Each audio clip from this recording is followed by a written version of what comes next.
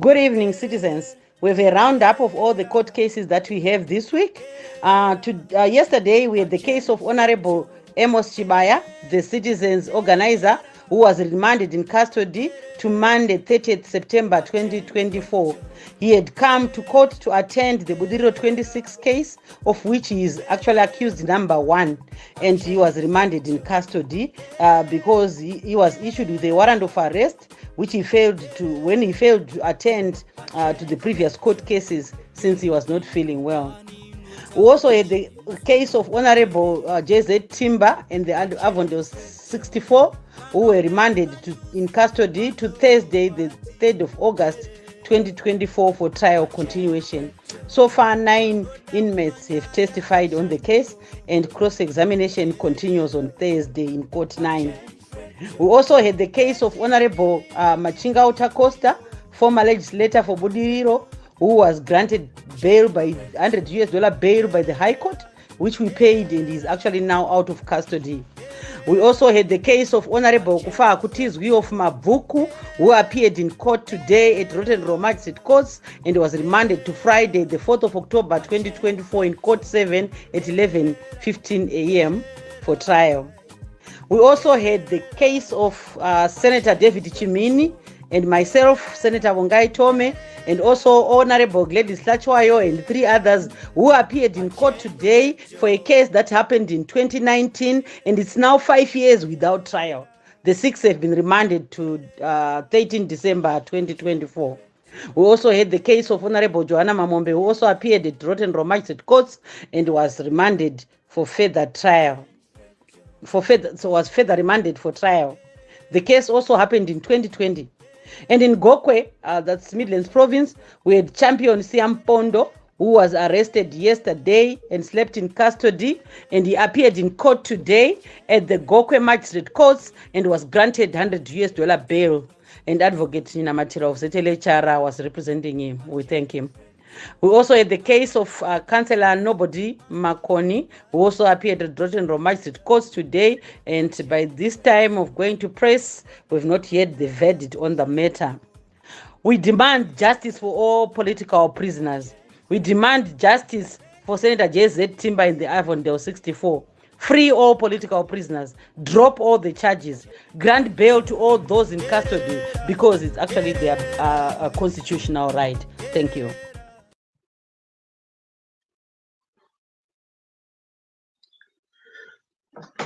Hello viewers, thank you for having me on this program, Change Radio News Review.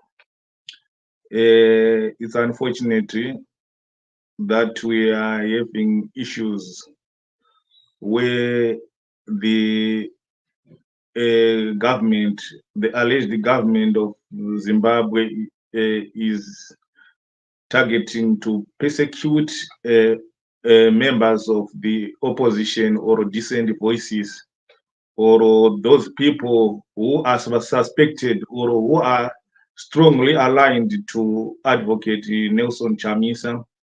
As we follow the previous developments that had been happening in Harare and around the country, you find out most of the senior members of the movement, or people or citizens who are fighting for democratic change in Zimbabwe, they were arrested on trumped up charges, and they were persecuted, and they were denied bail for a long time. And if you look at some of the incidences, most of the cases, those who were given bail, they were given bail by the higher courts, the High Court, because the lower court, the Magistrate Court, is refusing. So if you look at those issues, you find out it's a way of closing the democratic space. It's a way of silencing the voices of the people, silencing the voice of democracy and the human rights activists. So the government is putting punitive measures as a way to silence the people of Zimbabwe, so that Zimbabwe will be a one-party state. They also want to close because they know and understand that the return of Nelson Chamisa to the main podium, or the next movement, or any initiative that will be initiated by Nelson Chamisa, he has got the huge support. So the regime is trying by all means to close all the avenues, so that the advocate Nelson Chamisa will not have space to launch his next move. But the real thing on the ground is people in Zimbabwe. They know what they want. They know the movement or the leader who they voted for, who they are. They want a young and active leader to lead Zimbabwe from the disaster it is facing now. So yeah, it's a challenge. It's a challenge as the judicial or the courts are not following the constitutions. They are only following the directives from the regime, because the constitution of Zimbabwe clearly states that any person is innocent until proven guilty, and any person is allowed to be given a bail. So you find out we've got the people who are incarcerated for nearly 100 days in detention without bail, which is the abuse of rights of the people of Zimbabwe. The people have their rights, people have got their freedoms. So we expect the government to follow the constitution, to respect the rights, to respect the constitution, and to free those people who are incarcerated for trumped up charges. Yeah.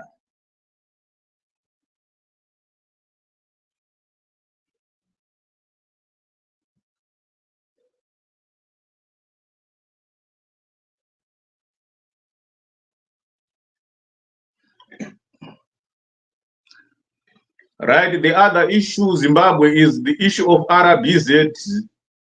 The RBZ devalue Zimbabwean dollar, the ZiG. When it was launched in April by the current governor of Reserve Bank, Mr. Dr. John Mushayavanu, he said that this currency is backed by the gold, but due to the recent development where the ZiG was losing value, the RBZ devalued the ZiG by almost 40%, more than 40%, from around $13 to about $24. So it's unfortunate issue in the people of Zimbabwe, but they were advised before that ZiG is not to introduce a currency is not the solution. The problem that we have in Zimbabwe it's not about money, because everything is anchored on breathing economy, not a bleeding economy. So you find out even if we use leaves, as long as we have stable politics and economy, our currency will be acceptable, because one of the characters of currency is it must be acceptable. So you find out since the launch of this currency, it was not acceptable, especially by the masses. You find out the the during the last presentation by the RBZ, they've minimized the money that a person is allowed to live with from the country from 10,000 to 2,000. They've also increased the interest rates from 25 to 35. But the issue is not about those tricks that they are trying to play with the people. The people of Zimbabwe, they don't have confidence in the current setup, in the current government, and even the government itself doesn't have confidence even in its own policies, including the use of ZiG.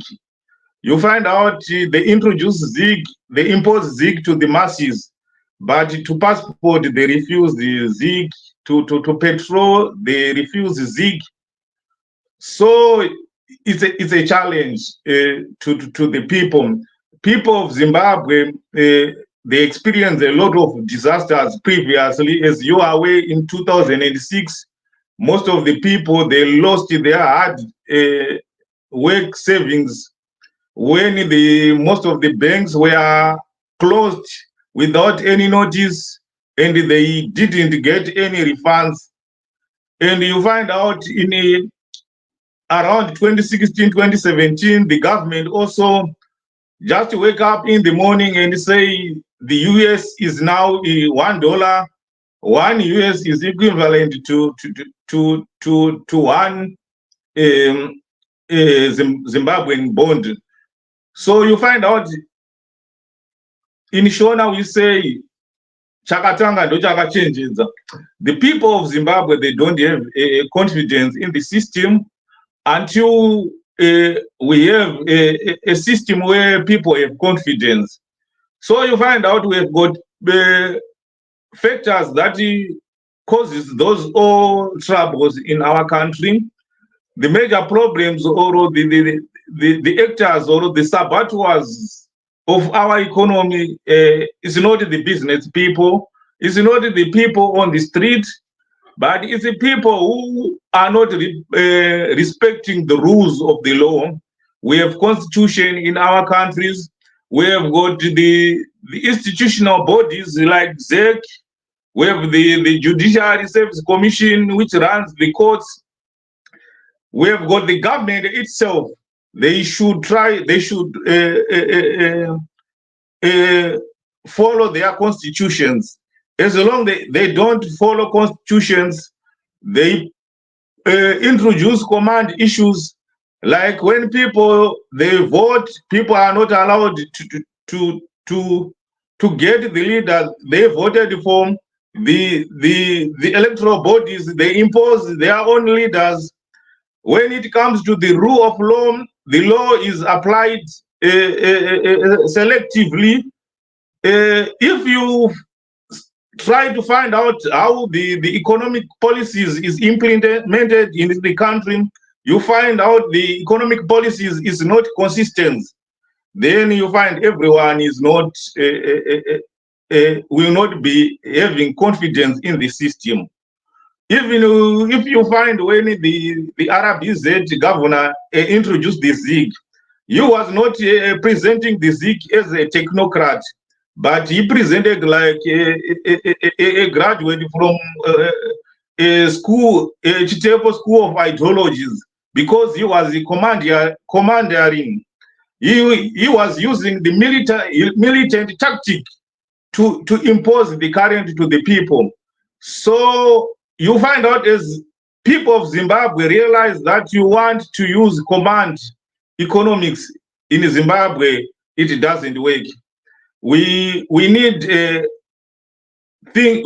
to address our main issues. The elephant in the house, it's politics in Zimbabwe. Politics is destroying our country. Another factor is the corruption.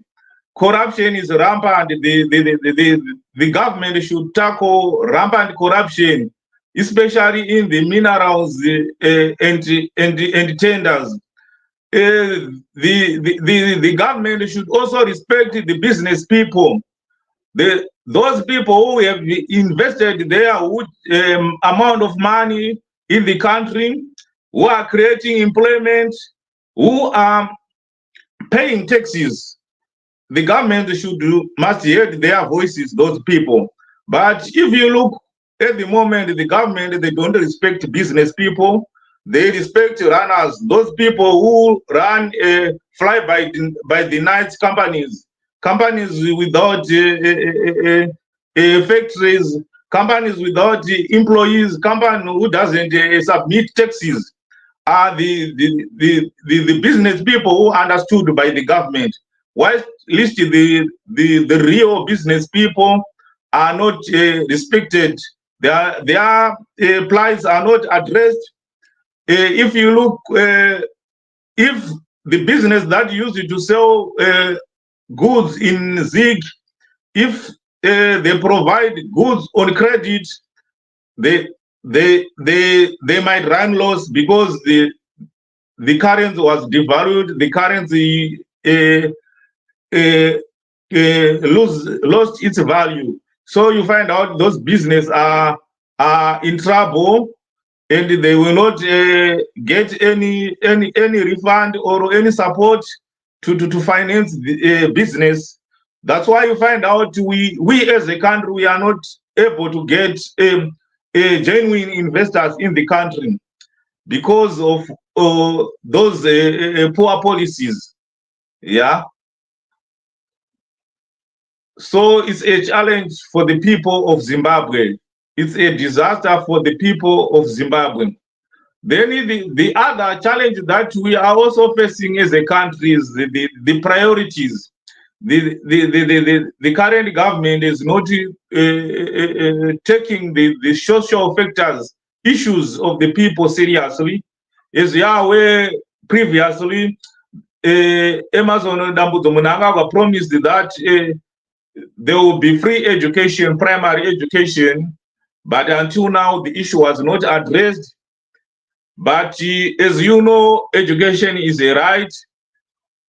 Because of our government, which is not managing our resources efficiently, and the revenue that is coming from our minerals resources is not going into the government fiscus, is only going to the pockets of few looters. Then our government doesn't have money, but the money is in the hands of few private people. It becomes a disaster because those resources in the country that is being exported each and every day must fund social services like education. Education is a right. Children must attend to school without any disturbances, without being affected by their family status, that someone is from a poor or medium class, but education must be equal, meaning that every child must attend a government school, must have enough resources for him or her to attend a school. The government should provide that. We have got the resources. But unfortunately, you find out we only have resources to fund the luxurious lifestyles of few individuals, the elite, the chiefs, the politicians, but the masses are suffering. If you go to Pararenyatwa Hospital or other health facilities, you will find out it's a disaster. There's no medication, there is no other requirements. X-rays machines are not working. If a person is sick, you are forced to go and seek other services from private. The government is demanding cash upfront when you want to be treated, which is another abuse of human rights, because health is a right. A person should be attended to his a problem before you demand any fund. but the government is not attending to those important issues. They are busy buying trees, preparing for one summit, SADC summit, instead of addressing the issues that impact the lives of the people.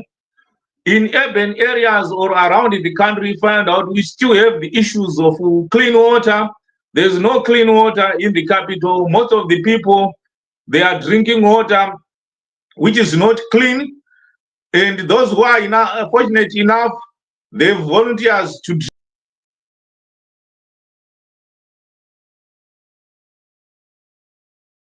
The government should address, should give resources and attend to those important issues, because in this 21st century we don't expect to have the spread of disease like diarrhea, typhoid, or cholera. We expect the government also to address the issue of housing. If you recall, in Harare, the last location that was developed by the government it's Budiriro and Kwazana. Those are the last location that was developed. And the plans were designed by Smith regime. We don't say we develop the locations when we are talking about the other infuse that was introduced through corruption by the council authorities and other government officials, but we are talking about the locations. The other development that we are seeing sprouting around Harare, which are well organized, are developed by private companies. But the cost of those stands or housing is far beyond the reach of many Zimbabweans, especially the majority who are earning a minimum wage, or those people who are earning the ZiG, which was developed, which was devalued by the RBZ. They can't afford to buy stands from developers. So unfortunately, yeah, that's why we are seeing the regime, especially the ZANU-PF system, is using their youth and other comrades to take council lands and develop informal settlements where they sell stands to people suspecting unsuspecting residents for cheap price in order to get a political marriage. But the issue is the government should address the housing problem in Zimbabwe. They should address proper systems so that people will go to the right authorities or offices if they want residential stands, so that we will not have problems of people being demolished their houses. And it's not advisable to demolish people houses if the government of Zimbabwe is not failing to address to build to address housing challenges in the country.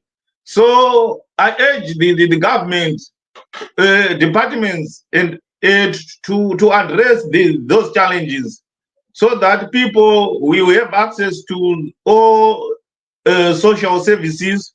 The government should prioritize social services. Motor vehicle is not a priority.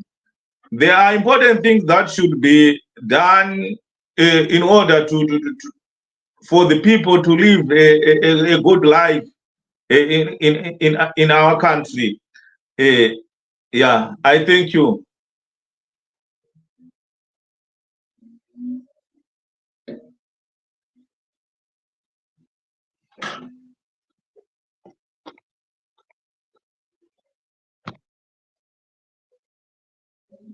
Up of all the court cases that we have this week. Yesterday, we had the case of Honorable Hon Chibaya, the citizens organizer, who was remanded in custody to Monday, 30th September 2024. He had come to court to attend the Budiro 26 case, of which he is actually accused number 1, and he was remanded in custody because he was issued with a warrant of arrest, which he failed to attend to the previous court cases since he was not feeling well. We also had the case of Honorable JZ Timber and the Avondale 64, who were remanded in custody to Thursday, the 3rd of August 2024 for trial continuation. So far, 9 inmates have testified on the case, and cross-examination continues on Thursday in Court 9. We also had the case of Honorable Machinga Utacosta, former legislator for Budiriro, who was granted bail by $100 bail by the High Court, which we paid, and is actually now out of custody.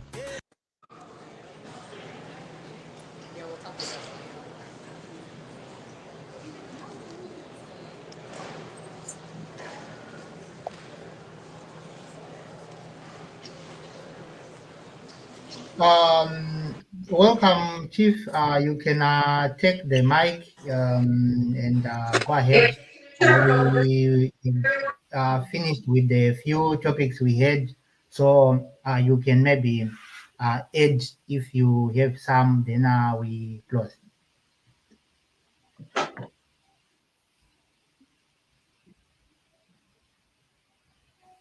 Chief, can you hear me?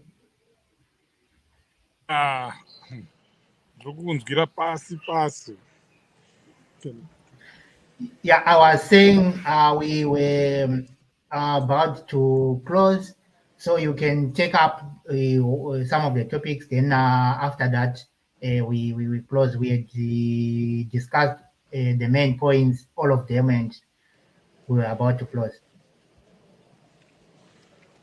Okay, no, you can go ahead and close. I thought you were just starting. Yeah, all right, so it's fine. Thank you for coming.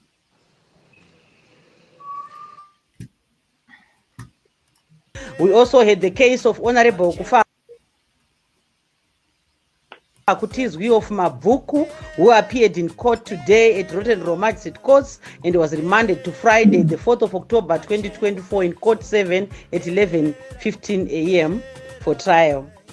We also had the case of Senator David Chimini and myself, Senator Wongai Tome, and also Honorable Gladys Lachwayo and 3 others who appeared in court today for a case that happened in 2019, and it's now 5 years without trial.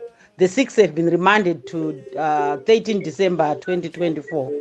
We also had the case of Honorable Joanna Mamombe, who also appeared at Rotten Row Magistrate Courts and was remanded for further trial. Was further remanded for trial. The case also happened in 2020. And in Gokwe, that's Midlands Province, we had Champion Siam Pondo, who was arrested yesterday and slept in custody, and he appeared in court today at the Gokwe Magistrate Courts and was granted $100 bail. And Advocate Namatira of Zetele Chara was representing him. We thank him. We also had the case of Councillor Nobody Makoni, who also appeared at Rotten Row Magistrate Courts today, and by this time of going to press, we've not heard the verdict on the matter. We demand justice for all political prisoners. We demand justice for Senator JZ Timber in the Avondale 64. Free all political prisoners. Drop all the charges. Grant bail to all those in custody, because it's actually their constitutional right. Thank you.